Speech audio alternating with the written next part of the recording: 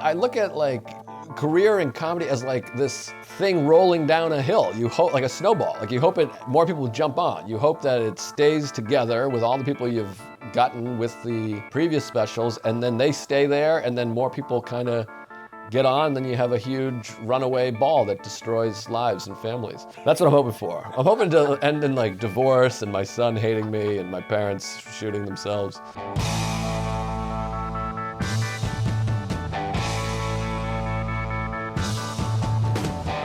No, I hope people watch it and enjoy it, like I said, and more people go, hey, this guy's all right. And I hope they go and watch this year's material, and I Hate Myself on YouTube.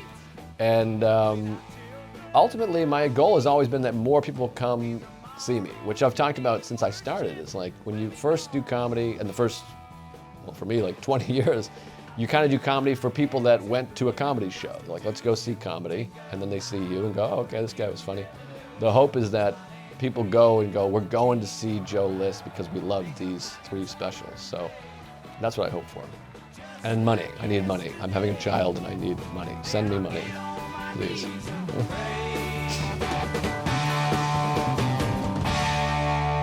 We don't get fooled again.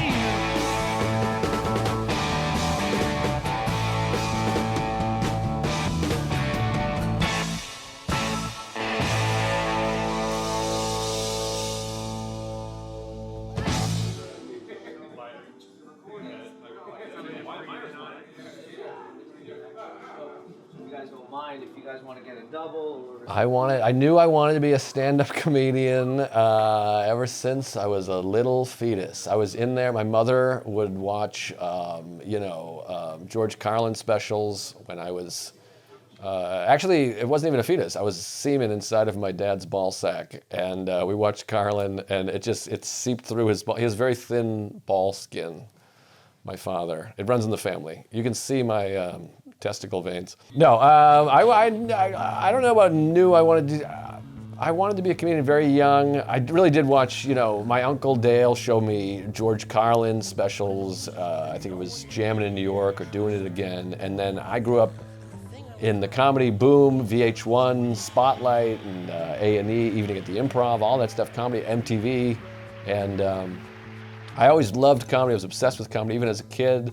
My family would go rent like Gallagher or Louis Anderson or Elaine Boozler, and we would like watch it, and I would just see my family really enjoy it. So I wanted to be a comic since I was a kid. And then in high school, I was like, when I graduate, I'll start doing stand-up comedy. And looking back, I should have started in high school. And I tell everyone, if you're thinking about doing stand-up, just start, because you'll always regret not starting earlier. I'm excited to be here. I was talking to my manager tonight. I was like, Mom, I gotta get down. So I'm hoping to have this, like the length it was during the movie. Because I hate my face, my teeth, my jaw, my dad. I don't want it to be. I started doing stand-up comedy in 2000. I think October 8th or 9th, whatever that Wednesday was. It was like it was the Columbus Day Wednesday after that, a place called Chops Lounge in Boston. I had gone and walked around Boston like lonely. Everyone I knew went to college. I was just staying home, and I wanted to do stand-up. I didn't have the balls for a few months, and it just had a sign Wednesday open mic.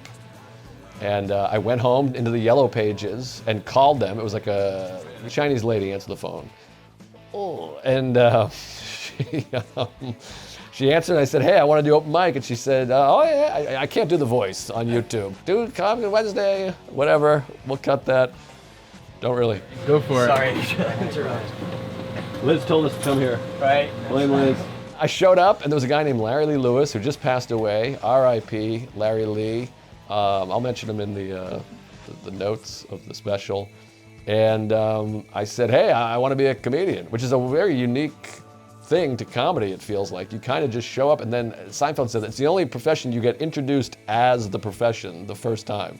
He was like, do you want to go first? And I said, sure. And I think he did 2 or 3 minutes, and it actually went pretty well. And then this guy, Larry Lee, gave me his card, and I felt like I'm in show business. And I started going every Wednesday. And eventually, somebody said, how come I never see you at the Sunday show at the Comedy Vault? And I said, I didn't know that was a thing. So I started doing every Sunday and Wednesday, and eventually someone said, how come I never see you at the Monday thing at what's it called?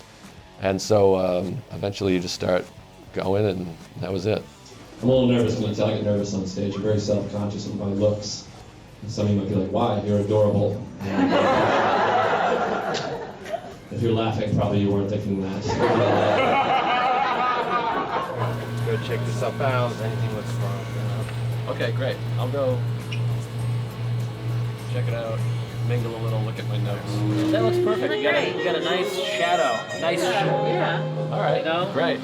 So Far No Good was my first album. I had a record deal with, it was called Rooftop at that time.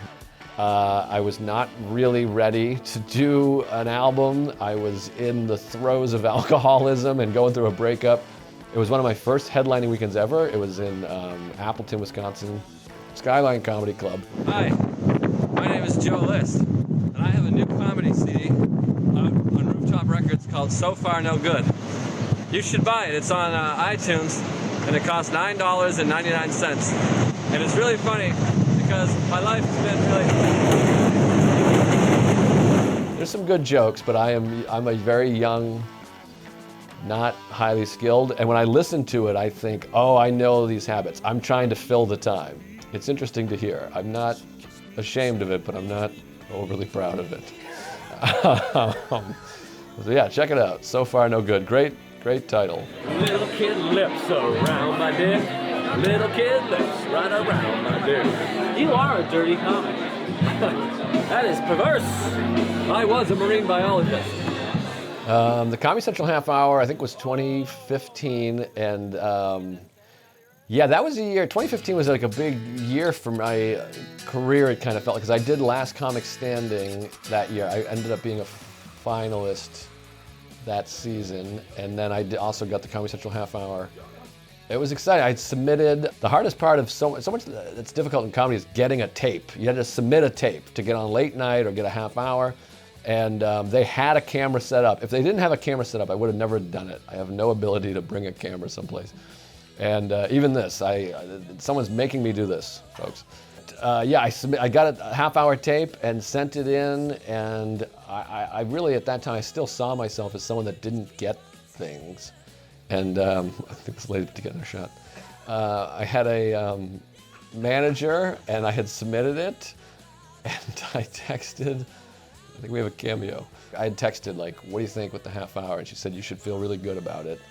And I remember having this feeling like, if I don't get this now, after she said you should feel really good, I'm going to murder her and myself. And then afterwards I called her and she said, yeah, you got the half hour, which was very exciting. And it's shot in Boston, which was a good lesson. I'll never do anything in my hometown again, because your family's like, what time is the show? Can we get tickets? Where are we going? Then afterwards they're all arguing with each other, so it's awkward. But I think it was good. Yeah, I had a good time. I think there's some great jokes on there. Maybe the crowd wasn't the best. Obviously I haven't watched it in a long time, but it's on YouTube. You can see it. Go watch it. Comedy Central half hour, Joe List, 2015. I was proud of it. It was exciting, and yeah, I think there's some really good bits on there. So it helped, and it paid a bunch of money, and that was exciting. Ladies and gentlemen, welcome to the Comedy Cellar at the Village Underground. Please put your hands together and make some noise for your host, Matt Wayne!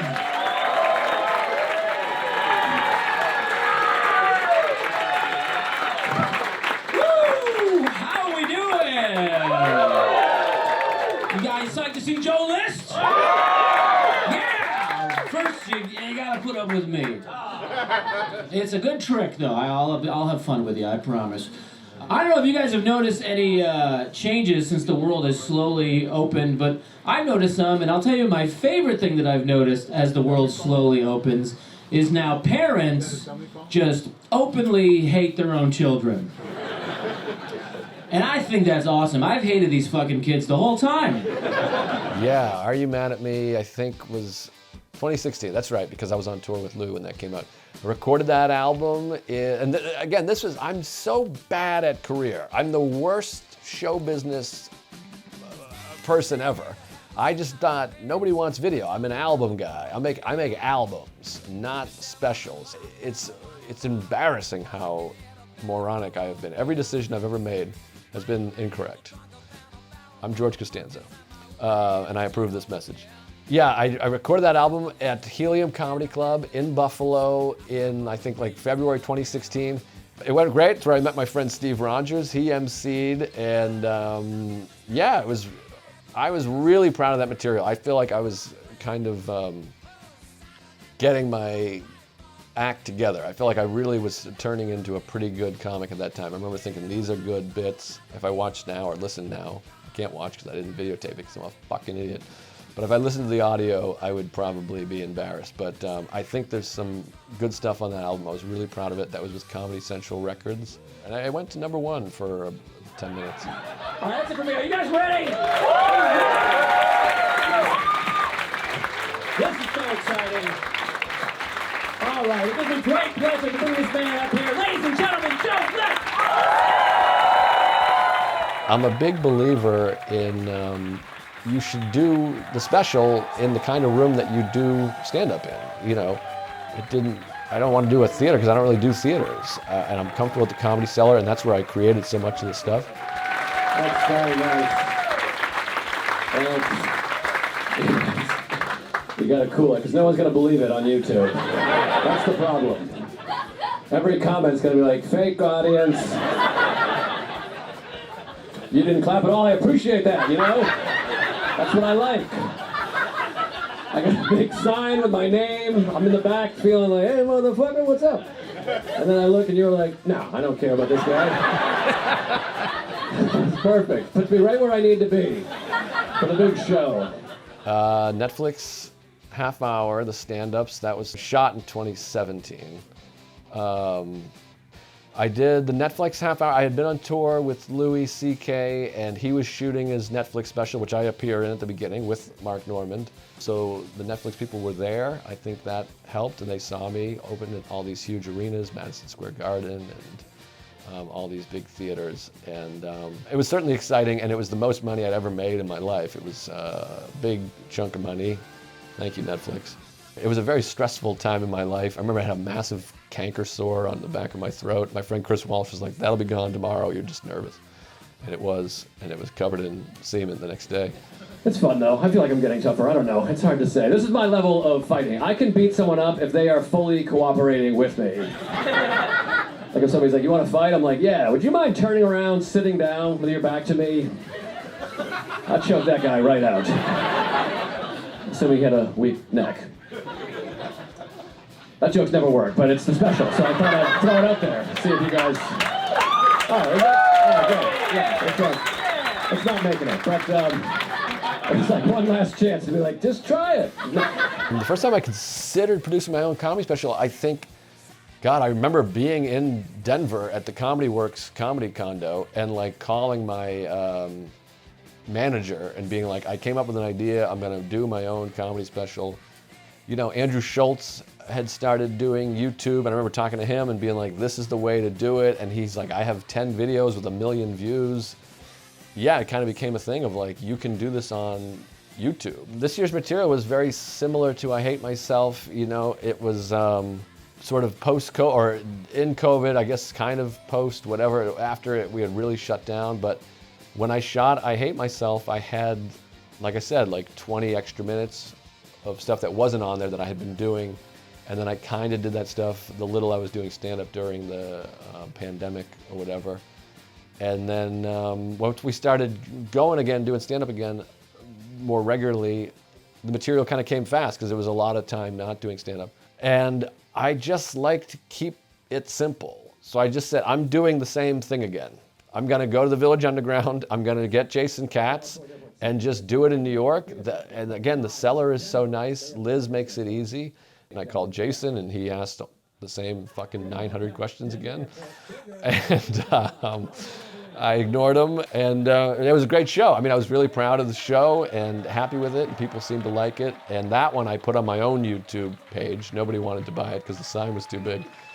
So it did well. It's over 2 million views. You can go watch it right now, this year's material. Do it now. Stop watching this and go watch that. So we're closing it up. It's empty. It's time to Except, leave. except 38 comics that are still here. But the shows went great. Everyone's hanging out. Matt Wayne did a great job opening. Thank you so Fantastic. He's from Buffalo. And oh, Jesus, I'm mic'd. You could have broke the microphone. What the fuck? I'm lucky at it. Hi, buddy. Congratulations. I thought I saw you over here. Yeah. You said retard a lot. How do you feel about that? Well, I said it once. I said it once on each show. One time. I think an extra one slipped out in the first show, no? One retard did slip out, and it's Will Sylvester. He's taking photos everywhere. Yeah, so it was really fun. And then I threw that sign in the trash. I took $7,000 and threw it right in the trash. I'm happy. I want to keep in the. I got to take this fucking thing home. Oh, yeah. I think that was funny. The idea of us like. Yeah. I think that's a funny opening. I genuinely don't know what to do with this thing. Whose idea was that? I don't know. I have to ask him. Hold This is dope as shit. You like the sign? Hell yeah.